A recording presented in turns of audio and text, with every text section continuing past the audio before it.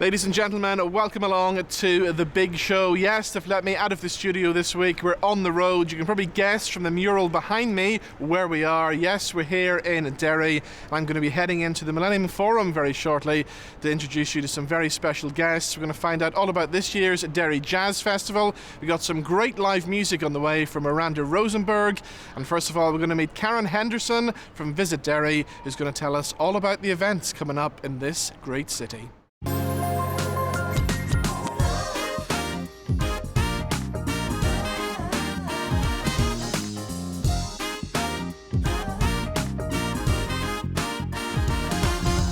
So Karen, we just saw the fabulous mural of Derry girls there.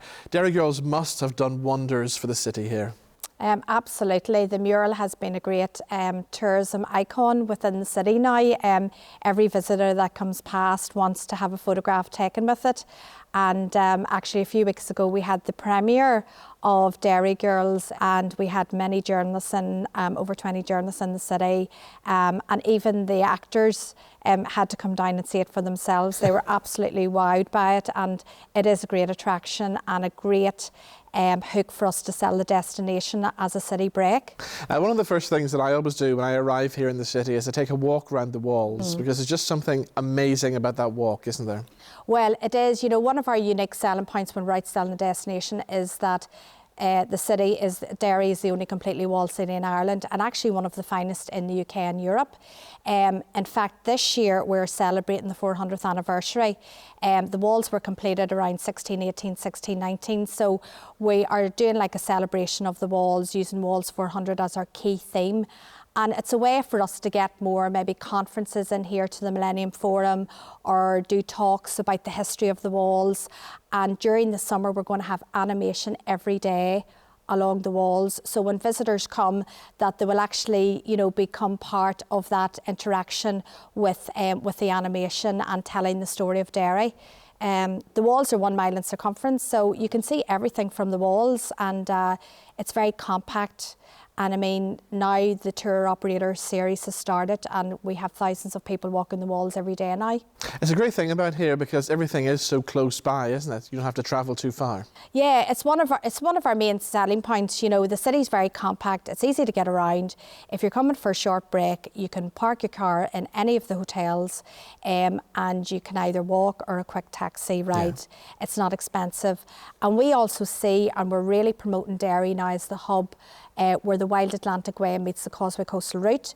So you can come here, stay 2, 3 to 4 nights, use it as the base to visit the Giant's Causeway, which is 1 hour's drive. Wild Atlantic Way, you can dip your toes in a beach on the Wild Atlantic Way, for example, at Innishowen, which is less than a half an hour's drive. Live music as well has always been popular, but it seems more than ever now the bars are just packed full of music, aren't they? Yeah, well, the bars are really, you know, our bars have a great offering, and, you know, especially when international tourists come here, because that would be a big market for us here in the city, that we can rely on the likes of Peter O'Donnell's that has traditional music 7 nights a week. You don't always get that in towns and villages in Northern Ireland, but we have it here. But apart from that, there's probably music every night if you wanted it in the city, no matter if it's during the springtime or it's winter or the summer. And of course there seems to be hotels springing up all over the place. I see the Bishopsgate Hotel I walked past earlier on. It looks amazing. Lovely hotel. Bishopsgate was a former Northern Counties building, an old man's club. They didn't have women in it. I was going to say the famous club where no women were allowed. Yeah, you said it was a Jerry Anderson used to talk about that on his radio show all the time. Yeah. So now it's been restored back to its former glory. 30 bedrooms, very high quality food, restaurant, and a beautiful property. But most or all of our hotels are all now 4-star. Yeah. And now we have the new Holiday Inn opening around the corner from the City Hotel. It'll be opening now around July time as well, with 119 bedrooms. So again, we've got a great something for everyone, and all of our hotels are doing special spring offers at the moment. So as we approach the summer months and stuff, what have we got to look forward to? Well, the summer is going to be very busy with tourists. The season has started from April right through the end of October. what we would say, Derry's an all-year-round destination. We're open for business. We have new hotels coming on stream. There'll be a fantastic range of festivals here and brilliant shows here in the Millennium Forum, and a great range of activities, the animation around the walls, which is going to be really good, Walls 400. And I would say to people, come to Derry, sample here, because it is a great place to visit. And of course, they can check out what's happening on your website, can't they? Yeah, the website for hotel offers, B&B, self-catering, and for events and where to go is visitderry.com. So we look forward to seeing more visitors from Northern Ireland coming to the region. Brilliant. Karen, it's been great talking to you. Thank you, Thank you for doing this. Thank you.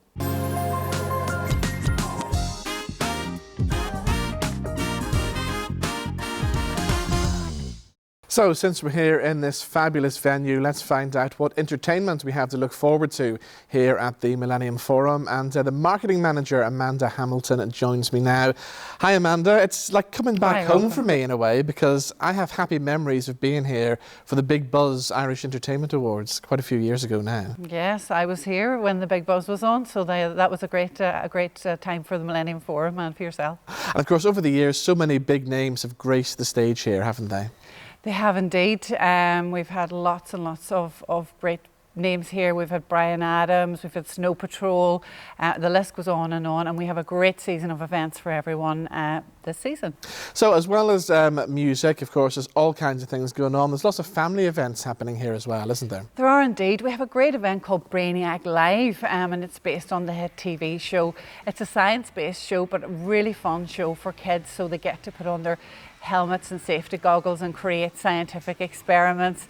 Is here in May, so we can't wait for it to be here. The other big show that we have for kids and families this season is Zog. That's based on the book by Axel Scheffler and Julia Donaldson.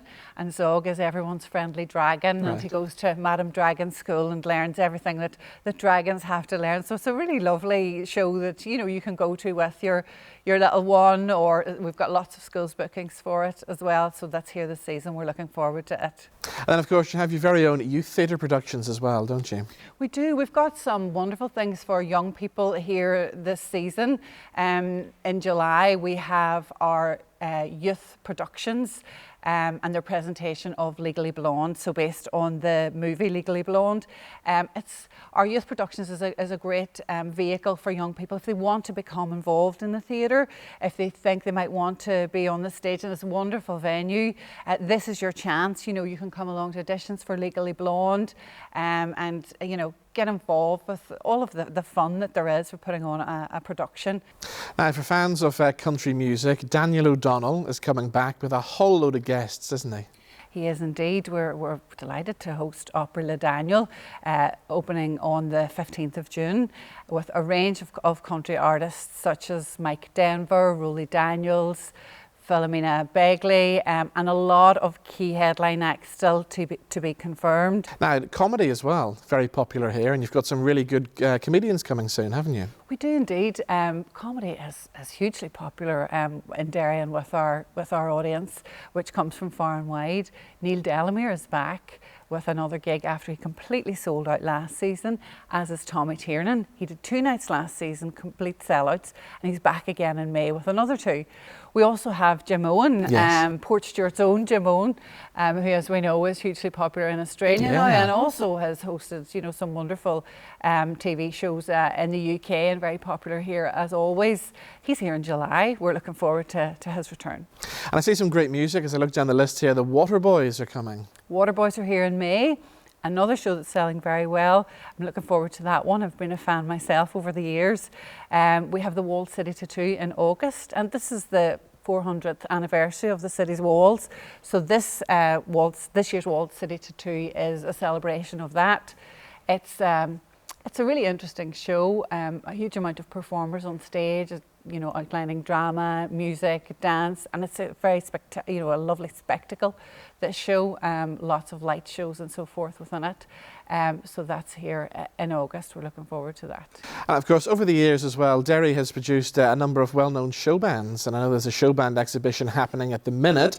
But tying in that as well, you've got one of the most famous show bands from throughout Ireland, the Miami Show Band Story, is actually coming here as well, isn't it? I'm very excited about this one because it's going to be a wonderful piece of writing from Mary Jones and Martin Lynch. So they're collectively, when they work together, they always create something very interesting on stage, and we're very much looking forward to it. Your dad was in the show bands as well, wasn't he? He was indeed, yes. William Hamilton's my dad, and he has some great memories of playing drums. He was a drummer. He drummed with Johnny Quigley All-Stars. He was in the Magnificent Seven. He toured all over the UK, and so that's lovely. We'll definitely be going to the Miami Show Band Story. Brilliant. Amanda, it's been great talking to you. If people want more information, give us your website details. It's millenniumforum.co.uk. To see all of our shows and events. You can book online, you can book via our box office, and we'd be delighted to have you at the Millennium Forum for our new season. It's a fabulous venue. It's been great talking to you, Amanda. Thank you. And you, Robin. Thank you.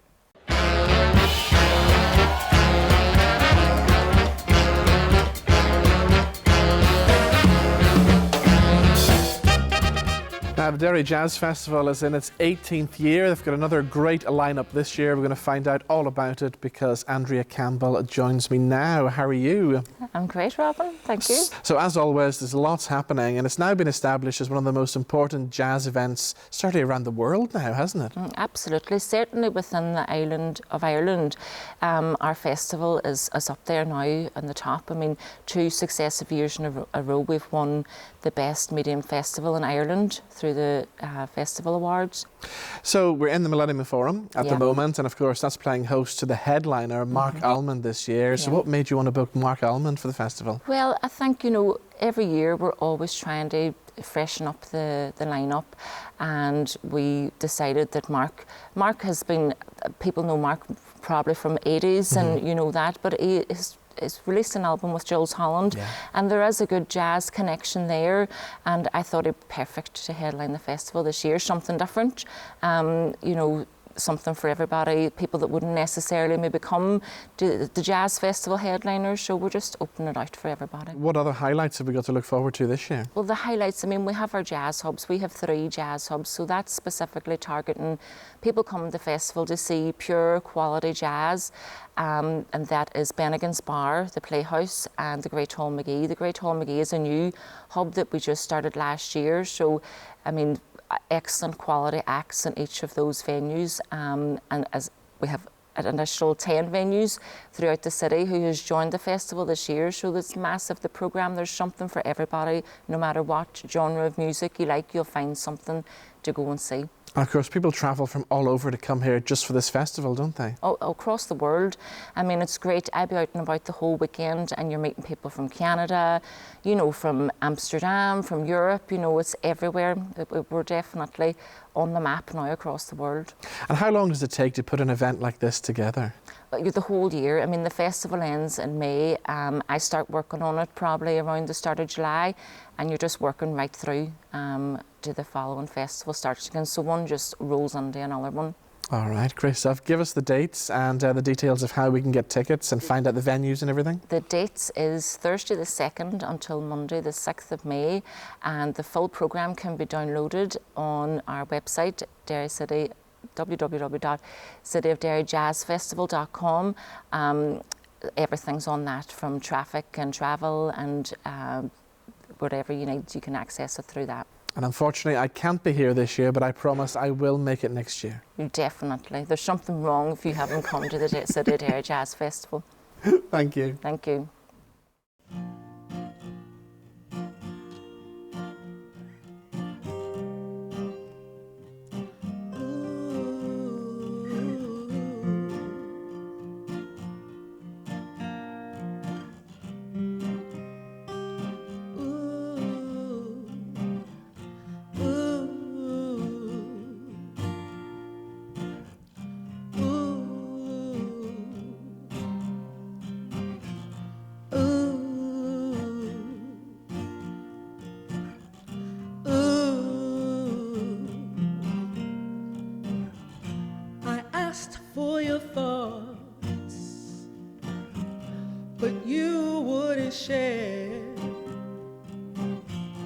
I laid down my thought for you, baby, but you left it laying there.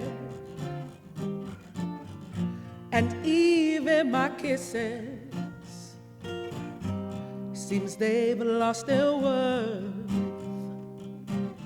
And when I pull away from you, baby, you pull me back, it hurts. I gotta go, ooh, I gotta go, ooh, I gotta go, ooh, I can't stay here.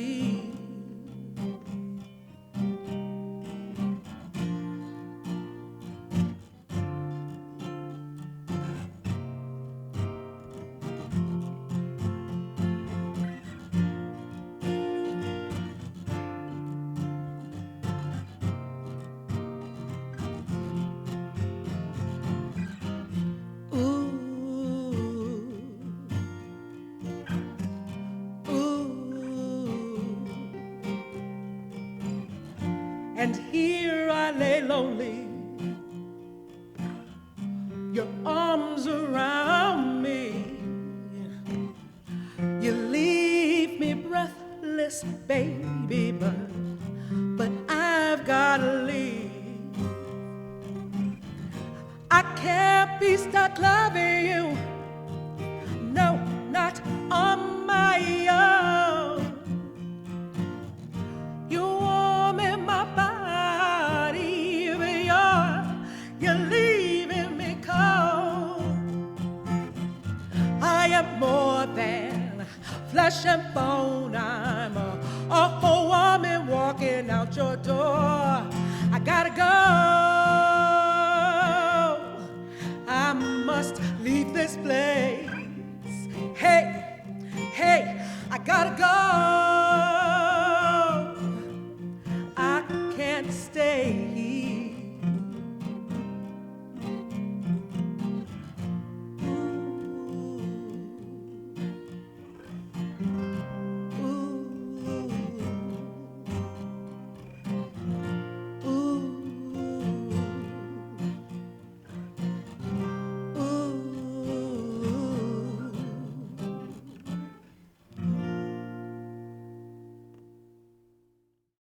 So that's a song called Go from Mirenda Rosenberg, who joins me now. Mirenda, how are you? I'm great. How are you, Robin? Very well. It's been a while since we've been together. The last time we were drinking Guinness at 11 o'clock in the morning, launching some blues festival somewhere. I think it was the Belfast City Blues Festival, and I remember it. It was a long time ago, but it was a good day, I'm wasn't surprised it? that I remember it.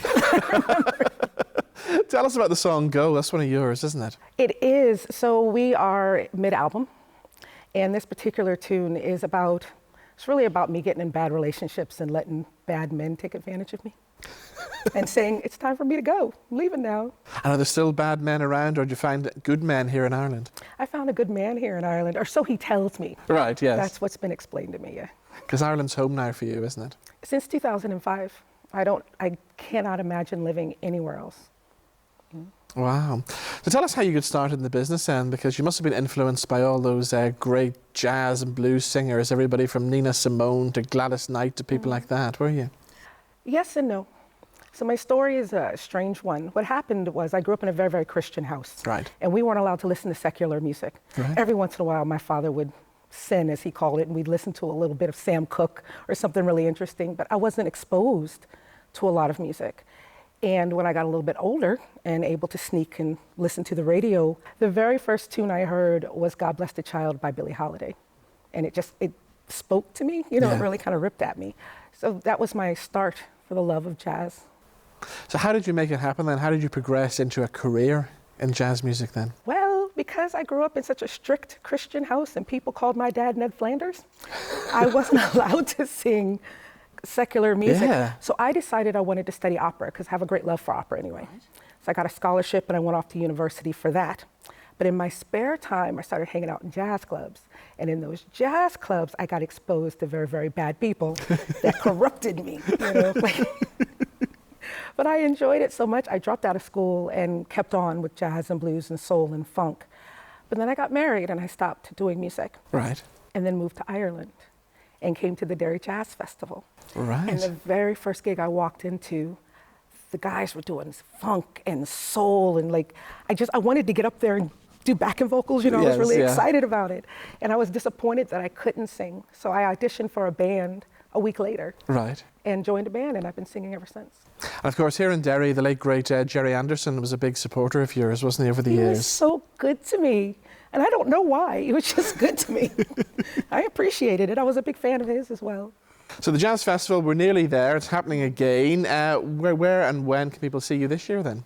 Let's see, where am I this year? I'm in the Keys on Shipkey Street, and then I'm in Silver Street, and running from Silver Street over to Da Vinci's, and I'm doing a gig in Da Vinci's as well. It's a great venue. It's always been known as a real jazz venue, Da Vinci's, hasn't it? Yeah. I just like a stage where I'm high and can look out at people and touch them inappropriately, you know, do my thing. So when can we get our hands on the brand new album then? I'm hoping at the end of May. I'm a very, very slow recording artist. Takes me forever. So I'm hoping it'll be done at the end of May. And what about all the rest of the songs that you've written for the album? Are they all about life experiences? They are. So in my day job, when I'm trying to be a very serious Mirenda, I teach people to value themselves and others. I've worked in women's shelters and schools and things. And a lot of the experiences that I had, a lot of the stories that I heard affected me. And I think I worked that out in the music. So I have an anti-abuse song on the album. It's really a song I wrote for the women who were in the women's shelter. Because when you're working with them, you can't just like shove them into an epiphany. You have to slow walk them to the epiphany. And I wrote a song to them just saying, look, you're worthy and you deserve better. Brilliant. Okay, well, we look forward to the album when it comes out, and have a great time at the Derry Jazz Festival. I will try. And stick around, we'll have one more song for you before the end of the show as well. Great, thank you. Thanks.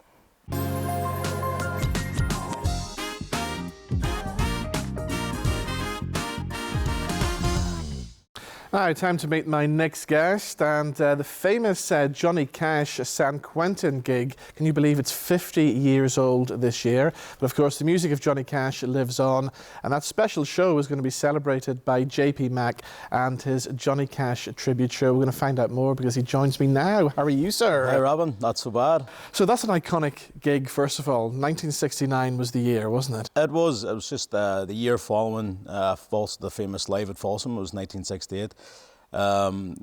They decided this time they wanted to be televised as opposed to being recorded again. So it was actually a British TV crowd, Granada, who actually set up the cameras, and it was that famous gig with the infamous.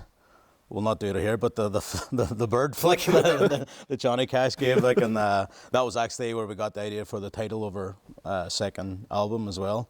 So this is a pretty big gig you're doing as well, because it's part of a tour, isn't it? Yeah, we've done parts of it. We've done Bal Buffet, we've done a few theatres. The bulk of the tours now has come between September and November now. At the end of the year, so we're getting things starting to roll now. We've got a few songs put on there, songs that were just specifically featured on that famous gig.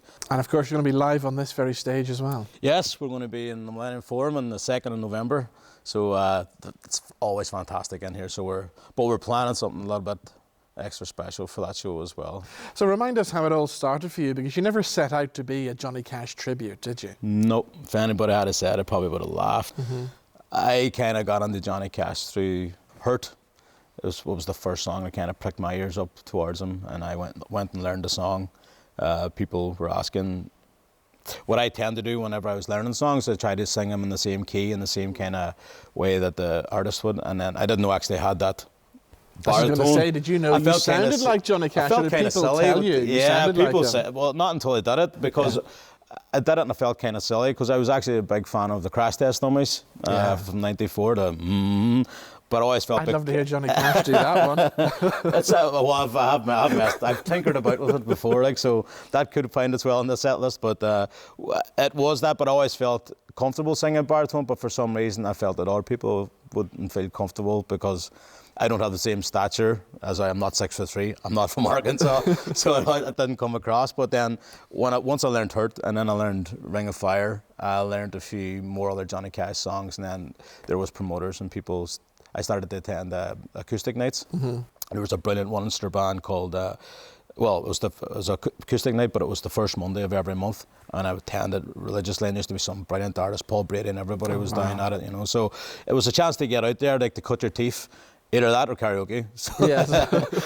so between a mixture of the two, and then all of a sudden, if somebody had told you 10 years later you're going to be doing tours and theatres around the country with a live band and packing in what I went to university for was this. I ended up started off doing architecture in Queens, went back and did history of art, archaeology, paleontology, and then I went back and did graphic product and interactive design, and then ended up being on a Johnny Cash tribute show. Like it is, but then you know, swings and roundabouts. It takes. I'm happy where I'm at, and I'm very happy where the show's heading. And of course, it was one of his band members, wasn't it, that gave you the ultimate compliment? Yeah, WS Fluke Holland. He had a show, he still has a show, him and Ron Haney, who co-hosts in JohnnyCashRadio.com in Tennessee. We were told just to send something off to this guy, you know. I never thought anything, you know, I only cut 2 records. It was Hurt and Folsom Prison Blues, and that was just for myself. But anyway, I sent them off, not expecting anything, and then I got an email back along with a podcast, and then there's 12 minutes of them playing the songs and talking about it. And then there's the line from W.S. Holland who goes, well, I can see why this is the award-winning Johnny Cash tribute act. These guys, he goes, I'd love to see these guys play sometime. And ever since then there's been talk about us going over and doing something, or them coming over here.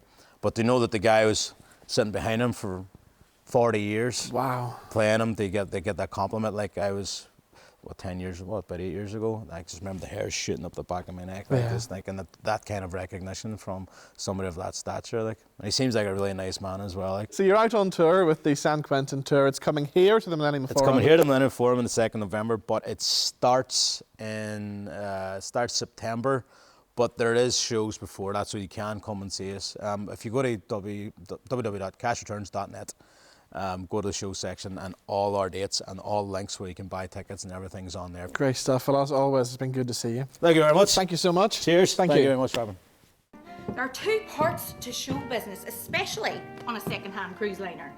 Show and business. I'm not going to let time pass me by. I'm taking my chance. Now. What do you want, Chezzie son? I want to be the man I can become by singing. Oh, I know the man you'll become.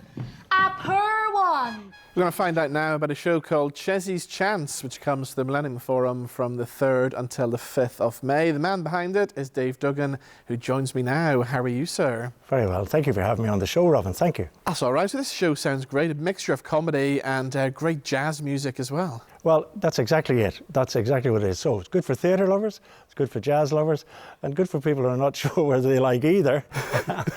I can genuinely guarantee that I have a good time. It's a mother-son story, and he has a big announcement so he takes his mother out.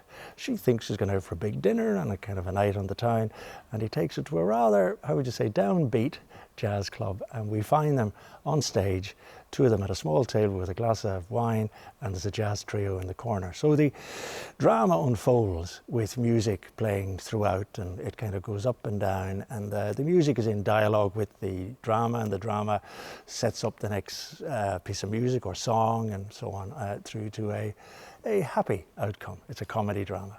Brilliant. Now, as well as this play, you've written many things over the years as well. Probably the thing you're most famous for still is Dance Lexi Dance, which is about 21 years old now, That's I believe. Yeah. About the same age as myself, Robin, actually, when I think I remember when that came out, everybody was talking about it. So it must have done yourself and Tim Lone the world of good at that time. And everybody involved. It was a good experience all round. It won awards in all sorts of places. And did you ever dream it was going to take you to Hollywood, to the Oscars? I don't kind of dream about that, you know.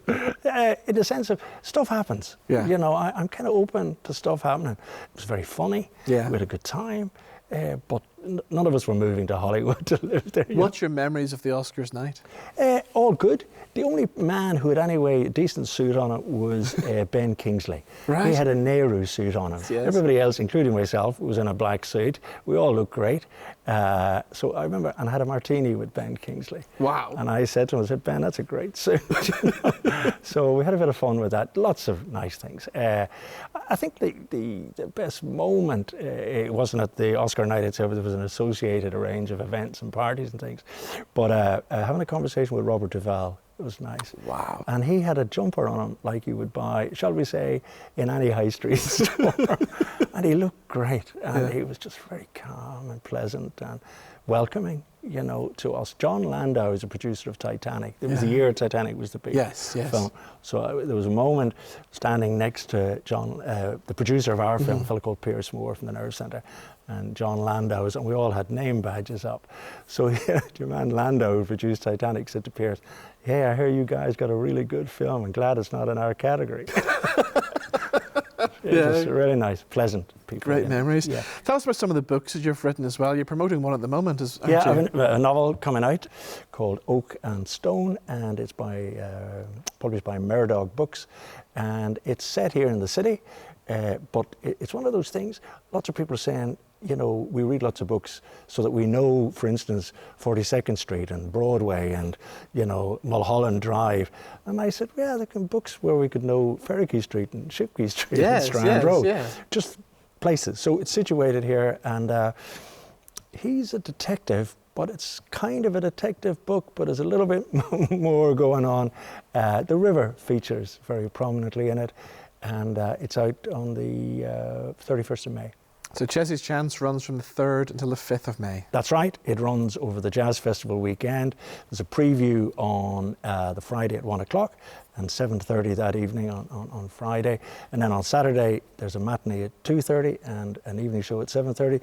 After the show, you can go out and enjoy the pubs around the town. And then another matinee on the Sunday at 3 o'clock here in the Millennium Forum.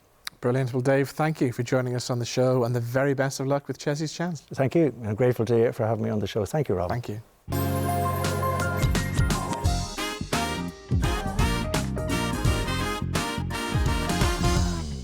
Right, earlier on today, I went along to check out a great exhibition all about the show bands that were based here in the Northwest. Johnny Murray is the man behind it, and he joins me now. How are you, sir? Hi, Robin. Good to see you. Good to see you. So I went along to see the exhibition earlier on, and first thing I didn't realise how many show bands there actually were in the Northwest. Yeah. At one stage, they reckon it was about 400, and include part-time as well, you know. Wow. So, of course, you yourself were involved in the show bands for many years. I played in a band from Derry, Peter Boy and the Trend. We were on the road here throughout Ireland for about 7 years, and then we moved over to Canada. We were there for 7 years and come back again. And basically, winters were too cold for me in Canada. Tell us, how did the whole show band exhibition, how did all this come about? Well, basically, I was talking to a few old show band heads, and there was no sort of history of the bands in the Northwest. So I said, look, I went to Derry City Council. I says, look, I want to do an exhibition to remind people. So they came on board, and it took me about a year of research to get the project done. But that year was a labour of love, really, you know, and find out about all the different musicians who came from here. And for example, people don't know, like, people take show bands for granted, but people like Van Morrison, Phil Coulter, they all graduated from show bands. Phil Lynott, Rory Gallagher, yeah. Absolutely, you know. Henry McCulloch as well. Henry as well, he played with Wings, that's right. So, I mean, you know, it was a good schooling ground. Like Val Doonigan even came out of a show band, believe it or not, yeah. And then he moved to England. But, you know, it just shows what good grounding he had in a show band, you know. Dana's father, Robbie Brown, played in the show band, the trumpeter. So it was quite an interesting period, I suppose, you know. And of course, in the exhibition, it's great as well to see a tribute to Jerry Anderson, who, of course, wasn't the biggest show band fan in the world ever, but he did play in show bands. He played in show bands, absolutely. He played bass. Jerry had a sort of, how would you describe it? He was only 16 when he started off playing in show bands, you know. And I think he travelled quite a bit with him up and down the country, so he sort of got a good grounding too, you know. He knew what he was talking about at the end up, you know. And of course, there were lots of famous show bands who did come out of this part of the world. Clipper Carlton did, didn't they? Clipper came from Strabane. Gay McIntyre came out of Derry. Gay McIntyre, Johnny Quigley show band come out of here, Wood Choppers, there was a pile of show bands come out of here. And what about the ballrooms around here as well? Because again, I didn't realise there were so many until I saw the photographs in the exhibition. Well, in Derry there was the Embassy show band, and then just over the border was Borderland down in Muff. There was a lot of Donegal ballrooms. There was the Lilac and Carndona, and they were all very popular. The problem was that they were built for a big, large audience, and if it was a cold night, they were very drafty places, you know. To tell you the truth, I saw one of the boys in the band put his pyjamas on underneath his pantsuit, just to keep a bit warm, you know. But as time went on, modern times, the transportation became better. The show band wagons used to be a nightmare. I mean, there was no heat in them, and you travelled like from Derry to Cork. Maybe 8-9 hours. The roads were shocking. There was no staying overnight in hotels or anything? No, very seldom, you know. I've seen bands come back from Cork, and then they'd get home maybe about 10 in the morning, and they'd be away again at 2 to somewhere else, you know. Johnny Quigley actually told me that he'd done 42 nights in a trot without a break at that time. That was Monday, Tuesday, and Wednesday. They were dancing all over the place at that stage, you know. And of course the audiences were massive. You could be playing to like 1,000, 2,000, 3,000 people a night, couldn't you? Absolutely. The Guildhall in Derry was a popular spot, and although with health and safety now it's down to a limit of 400 people, but there was 2,200 in that place at one time. So the show bands fairly got the audiences out. And then of course, when you talk about show bands, you can't not mention the tragedy that happened to the Miami show band. Absolutely, of course. And do you think that's what kind of killed the show band industry in a way? It probably contributed to it, particularly in Northern Ireland, anyway, you know. At that period then, none of the major show bands in the south would travel north, like, you know, Joe Dole and people like that.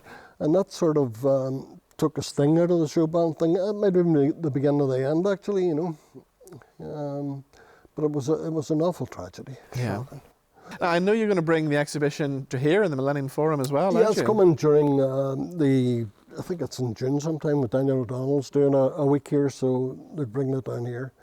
And it's been in Donegal, and it's been in Tyrone as well. So it appeals to a certain age group. But what I keep saying to people is, yeah, it appeals to a certain age group, but you should try and bring the younger people along, see the history, how the music business started. You know, they were the pop stars of their time, the show bands, you know. Without, you know, as people say, without the Miami and stuff, there wouldn't have been the Westlifes and the Boy Zones. Absolutely, because Louis kind of modelled the new guys on those guys. That's another guy kicked off his career in show bands, Louis, booking show bands. And there's a great photograph in your exhibition of Louis that I never ever imagined Louis to look like that, but he's there. Yeah. So there's a lot of nostalgia tied to it, you know. Brilliant. Well, Johnny, thank you for sharing your memories with us today. You're welcome.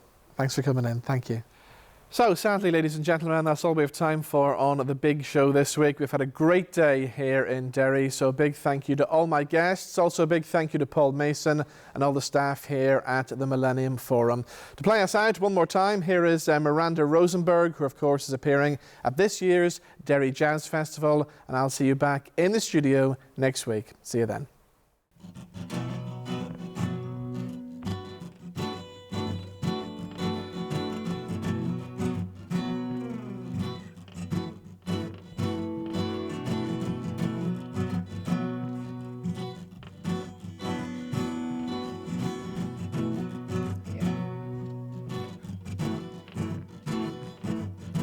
Shadows, secrets behind your red door. Skeletons are your host behind your red door. They can only scare you when they're in the dark. They've no power when you let them out. If you need a load bearer, don't forget about me. Na na na na na na na na na na na na na na na na. Don't forget about me.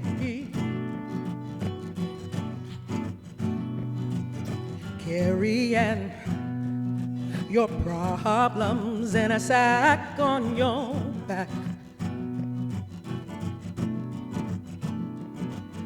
all your scars, your hurts in a sack on your back. They can only hurt you if you keep them secret. Let me share the burden, let me bear witness. If you need a load bearer, don't forget about me. Na na na na na na na na na na na na na na na na na. Don't forget about me. Hey.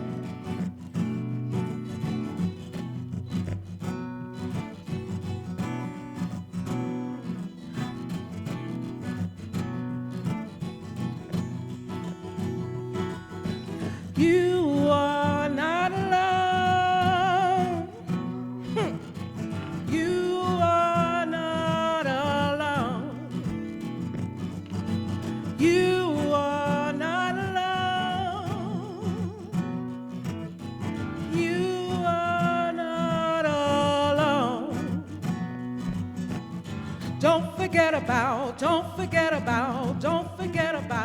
me. Huh. Don't forget about me.